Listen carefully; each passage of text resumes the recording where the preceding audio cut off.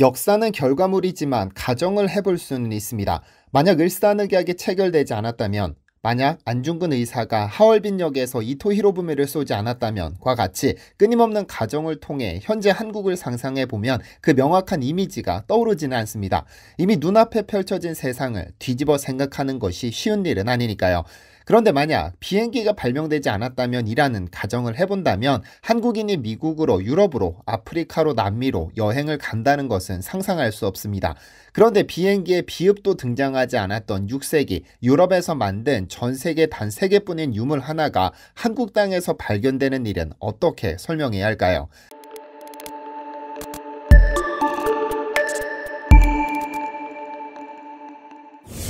안녕하세요, 디스멘터리입니다. 살아있는 박물관으로 불리는 경주는 천년 가까운 시간을 이어온 천년왕조 신라의 수도입니다. 한때 서라벌 또는 계림이라고도 불리던 이 도시가 외국인들 사이에서는 꼭 가봐야 할 도시, 다시 가고 싶은 도시라는 이름으로 불리기도 합니다. 그만큼 유럽의 고대 도시만큼이나 많은 비밀을 간직하고 있기 때문이죠. 그러던 경주가 변화의 물결에 휩싸인 것은 1971년 6월입니다. 당시 박정희 전 대통령은 그가 역점을 두고 추진하던 포항제철의 고로 점화식에 참석한 후 서울로 올라가다 경주에 잠깐 들르게 되는데요. 담당자의 경부고속도로 개통 후 경주를 찾는 관광객이 늘었다는 보고에 흐뭇한 미소를 지었던 그는 순간 얼굴이 붉게 달아오르는 것을 느낍니다.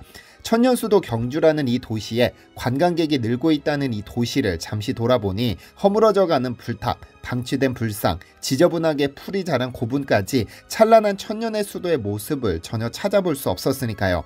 서울에 도착한 즉시 정소영 청와대 경제수석 비서관을 호출한 그는 경주를 문화관광지로 조성하라는 명령을 내린 후 7월 13일 경주관광종합개발계획에 대한 보고를 받고는 그 자리에서 메모 한 장을 남깁니다.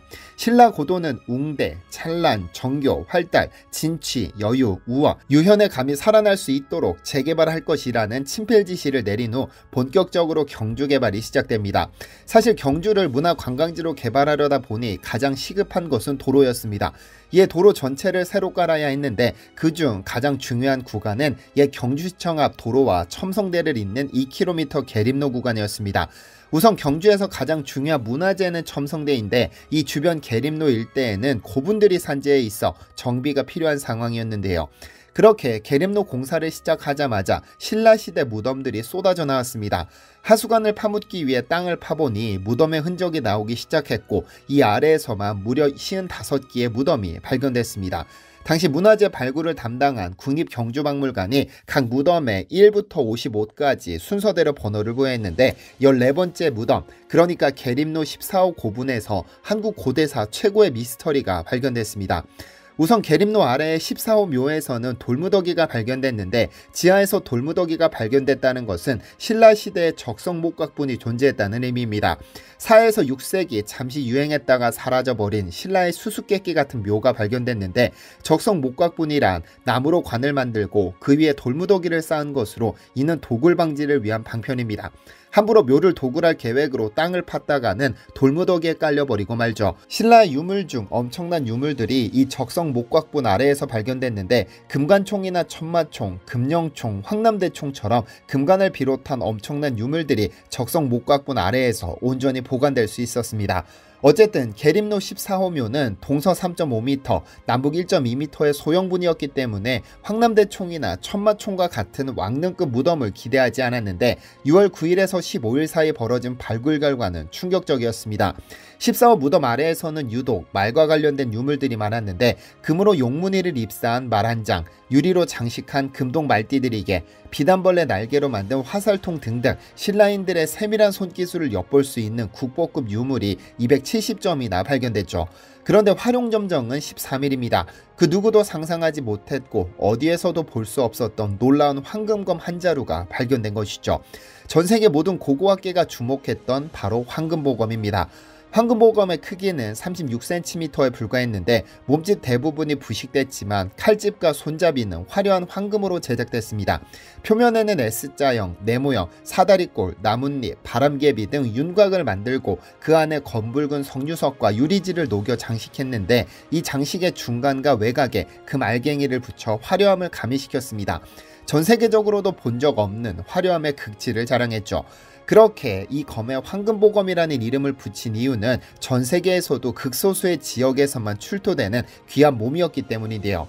무엇보다 한반도에서는 출토된 적 없는 검붉은 석류석과 유리장식의 비밀을 아는 이가 당시에는 단 한 명도 없었습니다. 그래서 당시 계림로 문화재 발굴 보고서도 작성하지 못했고 계림보검이라는 이름으로 40년이 흘러 2010년에야 보고서가 발표됐습니다. 그렇다면 이 황금보검의 정체는 도대체 무엇일까요? 알려진 바에 따르면 황금보검과 동일한 형태를 보이는 검은 전 세계적으로 3개 있습니다. 하나가 계림로에서 발굴됐고 또 다른 하나는 중국의 신장위구르 자치구의 타클라마칸 사막의 키질석굴입니다. 다시 돌아올 수 없는이라는 의미를 가진 타클라마칸 사막에는 고대 벽화로 유명한 키질석굴이 있습니다. 그 석굴에는 수많은 벽화가 그려져 있는데 그중 한 벽화에 황금보검과 유사한 검이 그려져 있다고 알려졌습니다. 또 다른 하나는 1928년 현재 카자흐스탄인 보로보에서 발견됐습니다. 공사장에서 우연히 심상치 않은 유물 조각 하나가 발견됐는데 당시에 카자흐스탄 고고학자들은 이 조각의 정체를 알지 못했습니다.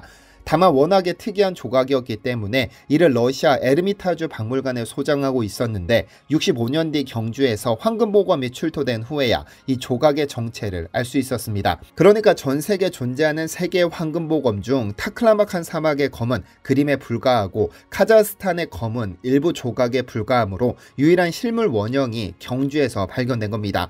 그래서 전문가들은 이 황금보검이 1조 원 이상의 가치를 지녔다고 보는 겁니다. 그렇다면 타클라마칸 사막, 카자흐스탄 등 실크로드에서만 발견된 이 황금보검이 어쩌다 신라까지 흘러들어오게 된 것일까요? 이 보검이 어느 지역에서 제작됐는지에 대해서는 다양한 의견이 있지만 일본의 유명 미술사학자 요시미츠 츠네오는 적어도 이 황금보검은 세계 최고의 디자인과 제작 기술을 가진 사람이 만들었을 것이라고 단언합니다. 우선 그 재료가 의문스럽습니다. 황금보검에 촘촘히 새겨진 석류석이라 보통 가네트라는 보석으로 불립니다. 한국에서는 단 한 번도 발견된 적 없는데 그 석류적 중에서도 희귀종인 로돌라이트라는 점입니다. 장미를 의미하는 그리스어 로도와 돌을 뜻하는 라이트가 합성되어 만들어진 로돌라이트라는 광물은 석류석 중 유일하게 보라색을 띱니다. 그런데 원석 하나에서 3캐럿 이상을 캐는 것이 불가능하다고 알려진 이 로돌라이트가 태극무늬에만 2캐럿이 박혔고 검 전체에 박힌 것을 전부 더하면 무려 수십 캐럿에 달합니다. 그런데 놀라운 사실이 하나 밝혀졌습니다. 프랑스 루브르 박물관의 연구 결과에 따르면 황금보검이 생산되던 시기의 석류석은 스리랑카와 인도에서 생산된다는 사실이 밝혀졌습니다. 그러니까 로마에서 스리랑카 또는 인도에서만 생산되는 석류석을 사용했다는 것은 당시 로마가 스리랑카, 인도와 어떤 형태로든 교역로가 존재했다는 의미가 됩니다. 어쨌든 한국에서는 찾아볼 수 없는 석류석이 신라 유물에서 출토됐다는 점은 로마가 신라와 어떤 경로로든 연결되어 있다는 점을 확인할 수 있습니다. 뿐만 아니라 요시미치 츠네오가 말한 세계 최고의 제작 기술을 가진 전문가가 만들었다는 점은 누금 세공 기법에서도 확인할 수 있습니다.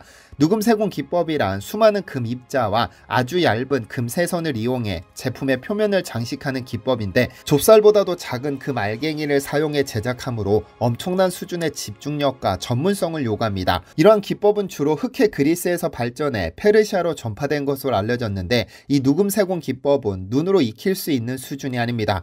아주 작은 금 알갱이를 빼곡하게 채우려면 땜질이 필요한데 금 알갱이 하나하나에 얇은 합금판을 올린 후에 아주 짧은 순간 강한 불을 쪼이면 땜재료가 녹아 금구슬이 달라붙게 됩니다. 현재 납땜질을 금으로 했다고 보면 됩니다. 하지만 이를 순간적으로 녹여내기 위해서는 수천 번의 경험이 필요하고 웬만한 초보는 금을 전부 녹여버리기 때문에 흉내조차 낼 수 없습니다. 따라서 그리스에서 발전된 이 누금 세공 기법이 신라에 전해졌고 신라인이 이를 흉내내어 황금보검을 만들었다고 보기에는 황금보검에 새겨진 누금 세공이 너무나 장인스러웠던 겁니다. 황금보검의 표면 중 가장 놀라운 부분은 세 개의 파무늬, 즉 태국무늬입니다. 일반적으로 태국무늬 안에는 그 자체로 훌륭하기 때문에 무늬를 새겨 넣지 않는데 황금보검에 새겨진 세 개의 태국무늬 안에는 꽃봉오리 모양의 장식이 있습니다.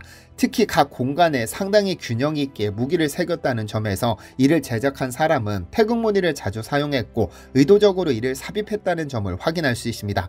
그런데 이러한 형태의 무늬는 켈트인들이 즐겨 사용하는 방법으로 이를 켈트파라고 합니다. 켈트인은 중부 유럽인 오스트리아, 체코, 슬로바키아, 헝가리 지방에 살았는데 이들 중 일부는 이탈리아로, 일부는 스코틀랜드와 아일랜드로 이주해 정착했습니다. 요시미치 츠네오는 이러한 점에서 볼 때 황금보검은 어떤 식으로든 켈트족의 지배자와 관련이 있다고 주장합니다. 즉 그리스 소용돌이 무늬와 로만 로레를 사용한 것으로 보아 황금보검을 제작한 금세공 기술자는 로마 문화에 정통한 사람이며, 이 황금보검을 주문한 이는 태국 무늬를 잘 아는 켈트족의 왕이라고 설명했죠.